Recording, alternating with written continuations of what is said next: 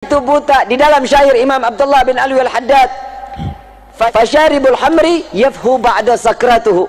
Orang yang cinta, orang yang namanya mabuk, minum minuman khamar, setelah dia mabuk udah sadar tuh dia tuh, dan apa yang dia lakuin lupa, kebelakangannya lupa. Tapi kalau orang yang udah mabuk cinta, wasyaribul hubbi tulil umri sakrano, orang yang udah minum nikmatnya cinta sampai mati akan menambahkan rasa cinta dan terus dalam keadaan mabuk dengan cintanya. Betul? Gorma romantis orangnya. Soalnya zaman sekarang ngomongin cinta itu lebih masuk ke dalam otak sama ke hati dibanding suruh rukun wudu.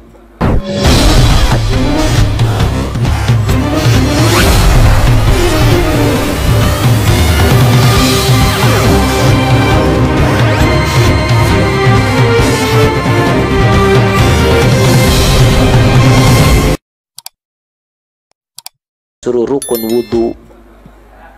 Ayo Kiai, jujur, bener nggak? Urusan cinta ya otodidak, Bib. Itu mah berjalan sendiri.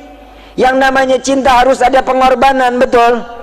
Bagaimana cintanya Nabi kepada kita? Pengorbanan dari awal lahir sampai yaumil qiyamah, pengorbanan semuanya untuk umat Nabi Muhammad SAW. Sampai diabadikan di dalam Al-Quran, laqad ja'akum rasulun min anfusikum azizun alaihi ma anittum harisun alaikum bil mu'minina raufur. Akan datang kepada kalian seorang rasul utusan Allah, sama seperti kalian, bagian golongan manusia, memiliki rahman, memiliki rahim, punya kasih sayang yang begitu besar, namun beban umatnya dipikul sampai yaumil qiyamah.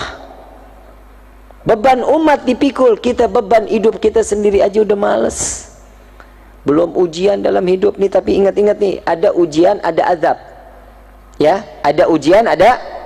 Buat orang yang ujian, mereka yang punya kelas.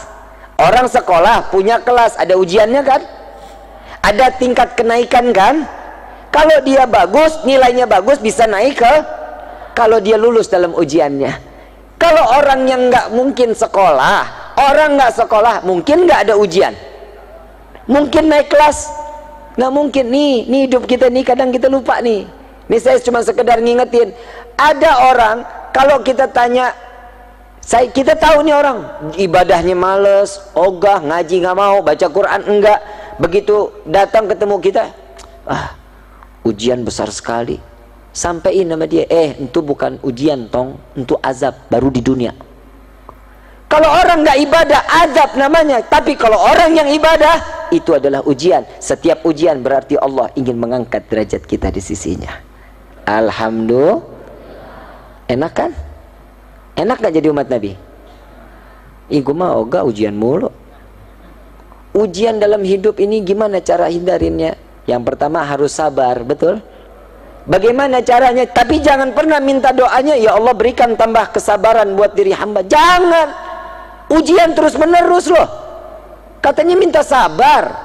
Ujian lagi, ujian lagi, ujian. Minta, ya Allah, setiap kali permasalahan dalam hidupku, jadikan itu pelajaran dalam hidupku, sehingga aku dapat menyelesaikan dengan makin dekat kepadamu. Itu mintanya. Ya Allah, tambahin kesabaran. Besok diuji lagi lebih parah. Ya Allah, kok nggak tambah aja? Salah doanya. Nih salah doa ada di zaman Nabi SAW. Saat itu ada sahabat Nabi SAW, beliau 3 bulan Nabi nggak ketemu sama beliau. Setiap taklim ada, setiap duduk taklim ada. Ditanya, kemana fulan? Badannya kekor, bagus, nggak kayak gue, kecil, kurus, hidup lagi. Senang amat lo tawanya. Tapi nggak apa-apa, gue punya kelebihan, hidung gue mancung, ganteng. Hadirin al-hadirat rahimakumullah. Saat dimana Allah subhanahu wa ta'ala telah menunjukkan kemuliaan Nabi Muhammad SAW, Nabi ini nerima beban kita dari mulai lahir. Di dalam Rawi Ad-Diba dijelaskan Nabi SAW saat terlahir ke dunia. Syekh Abdurrahman Ad-Diba menukil dari satu firman atau hadis qudsi ya Jibril nadi fi sahril mahlukat min ahlil ardi was sama bittahani wal bisyarah fa inna nurul maqsun wasirul maknun aujad qablah al wujudil asya wa ibda'il ardi was sama. Nih Allah subhanahu wa ta'ala mengatakan, wahai Jibril, beritahu penghuni langit dan bumi, cahaya yang selama ini aku jaga dan tersimpan di malam ini akan aku keluarkan di atas bumiku. Dan sedangkan aku, kata Allah, aku akan menghias langit dan bumi dengan gemerlapan cahaya yang begitu indah. Jadi yang ngerayain maulid duluan siapa? Siapa yang ngerayain? Terus ada yang bilang, jadi buat apa sih ngerayain maulid?